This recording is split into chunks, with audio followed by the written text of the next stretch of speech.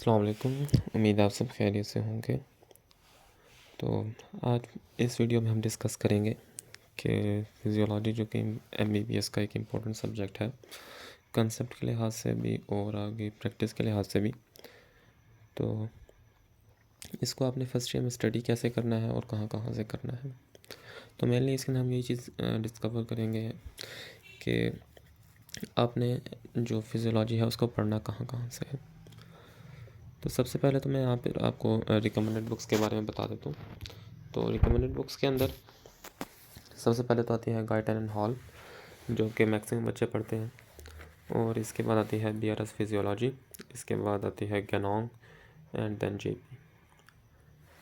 तो अब अगर गाइटन की बात करें तो इन तमाम बुक्स में से मैं आपको पहले ये बता दूं कि आपने गाइटन एंड हॉल का ना आपने हार्ड फॉर्म लेनी है, ठीक है। जो परचेज़ आपने करनी है वो गाइटन एंड हॉल करनी है। बाकी ये जितनी भी तीनों की तीनों बुक्स हैं इनका आप PDF फॉर्म में भी रख सकते हो। हाँ, अगर आपको ज़्यादा स्पेस वगैरह का मोबाइल के अंदर इशू होता है तो आप BRS को भी परचेज़ कर सकते हो, ठीक है। लेकिन गैनोंग और JP को परचेज़ करने की ज़रूरत नहीं है, वो आप PDF फॉर्म में रखो तो बेहतर है।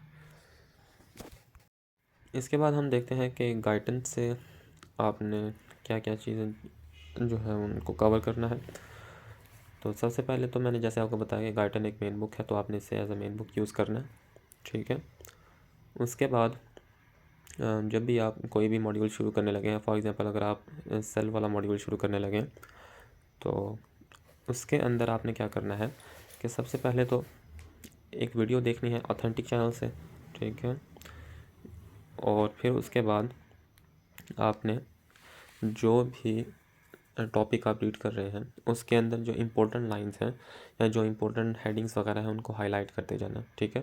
क्योंकि गाइडन एक एक्सटेंसिव बुक है और उसके अंदर बहुत सी ऐसी एक्सेसिव इन्फॉर्मेशन दी गई है, ठीक है, जिसकी आपको ज़रूरत नहीं है। और अगर आप उस इन्फॉर्मेशन को एक्सक्लूड नहीं करोगे तो इन द एंड आपको बिल्कुल तकरीबन आपके कंसेप्ट ना बिगड़ जाएंगे सारे के सारे। तो इसलिए मैं आपको ये रिकमेंड करूँगा कि जो भी टॉपिक आप रीड कर रहे हो आपको पता हो कि ये इंपॉर्टेंट है कि नहीं है, और फिर उसके बाद आपने उस टॉपिक के अंदर जो भी हाई लाइंस वगैरह उनको हाईलाइट कर लेना, ठीक है। और इसके अलावा गाइडन तकरीबन सारा ही करना पड़ता है, कोई भी ऐसी चीज़ नहीं होती जो गाइडन से छोड़ दें। अलबत्ता कुछ ऐसे स्पेसिफिक टॉपिक्स होते हैं जो आपको दूसरी बुक से भी करने पड़ते हैं और वो ना आपको गाइडलाइंस वगैरह से मिल जाते हैं, ठीक है। मेरे चैनल पर भी गाइडलाइंस अवेलेबल होंगी, आप वहाँ से भी देख सकते हैं कि कौन कौन से टॉपिक्स आपने किस मॉड्यूल में कहाँ कहाँ से करने हैं। तो यहाँ पर मैं सिर्फ एक जनरल सा ओवरव्यू दे रहा हूँ कि आपने गाइडेंस से किस तरह से रीड करना है, ठीक है। और इसके अलावा गाइडन के अंदर ना अब मैं एग्जांपल दे दूँ कि बहुत से एक्सेसिव ग्राफ्स बने हुए हैं, ठीक है। तो आपको तमाम ग्राफ्स याद करने की ज़रूरत नहीं है, सिर्फ और सिर्फ इंपॉर्टेंट ग्राफ्स आपने देखने हैं जो कि गाइडलाइंस में दिए गए हैं और उनको आपने रीड कर लेना अच्छी तरह से, ठीक है। इसके बाद हम देखते हैं कि BRS फिजियोलॉजी से आपने क्या क्या चीज़ें रीड करनी है।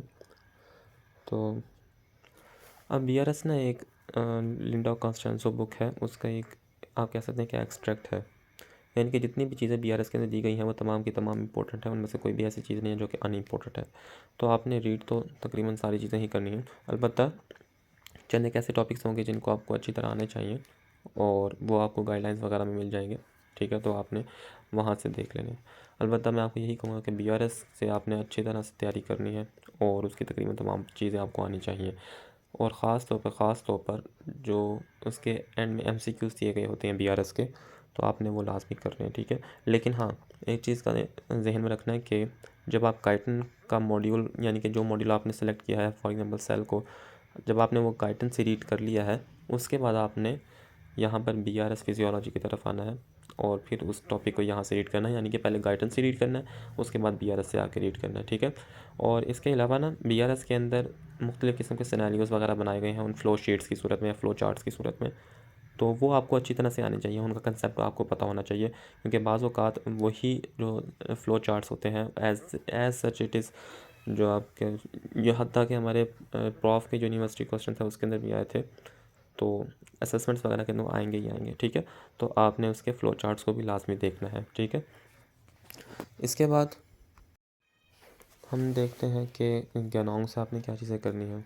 तो वंस अगेन जितनी भी टॉपिक्स मैंने अपनी गाइडलाइंस के अंदर बताए हुए हैं आपने वहाँ से वो टॉपिक्स कर लेने, ठीक है।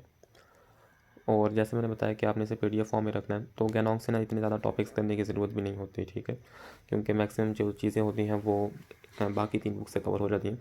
अलबत्ता चंद एक ऐसे टेबल्स वगैरह होंगे, जैसे मैं एग्जांपल दे दूं कि जो आपके इम्यूनिटी के इंटरल्यूकिन्स वगैरह होते हैं या जितने भी साइटोकाइंस वगैरह होते हैं, उनका एक अच्छा सा टेबल गैनोंग में दिया गया है, तो आप वहाँ से कर सकते हैं। इसके अलावा भी चंद एक ऐसे पॉइंट्स होंगे जो कि मैंने ना गाइडलाइंस के अंदर हाईलाइट किए हुए हैं, जो कि अलग वीडियो मैंने बनाई है, तो आप वहाँ से जाके हर मॉड्यूल के लिए अलग अलग देख सकते हो जब भी आपका वो मॉड्यूल आएगा असेसमेंट के लिए।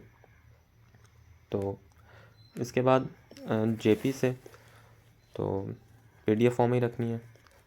इसके अलावा यहाँ से ना एक चीज़ ध्यान में रखनी है कि डिजीज़ लाजमी करनी है, ठीक है, क्योंकि JP के अंदर काफ़ी अच्छे तरीके से और इसके अलावा जो उसके अंदर सिनेरियोस बताए गए हैं ना, उनके सिम्टम्स यानी कि जितनी भी डिजीज़ है ना, उन आपको जो भी सिनेरियो आता है तो थ्रू सिम्टम्स के ज़रिए वो बताते हैं कि ये सिम्टम्स हैं और इस वजह से इसको कौन सी डिज़ीज़ हो सकती है। तो वहाँ पर चूँकि सिम्टम्स अच्छी तरीके से बताए गए हैं तो आपको सिनेरियो डिक्लेयर करना आसान हो जाता है। तो इसलिए मैं तो आपको यह रिकमेंड करूँगा कि आप डिजीज़ के जो सिम्टम्स वगैरह हैं वो अच्छी तरह से JP से कवर करें, यानी कि डिज़ीज़ कोई भी है ना उसको आपने JP से लास्ट में देखना है, ठीक है। और इसके अलावा चंद एक ऐसे टॉपिक्स होंगे जो कि कंसेप्चुअल होंगे और वो भी गाइडलाइंस के अंदर दिए गए हैं, आप वहाँ से वो देख सकते हो, ठीक है।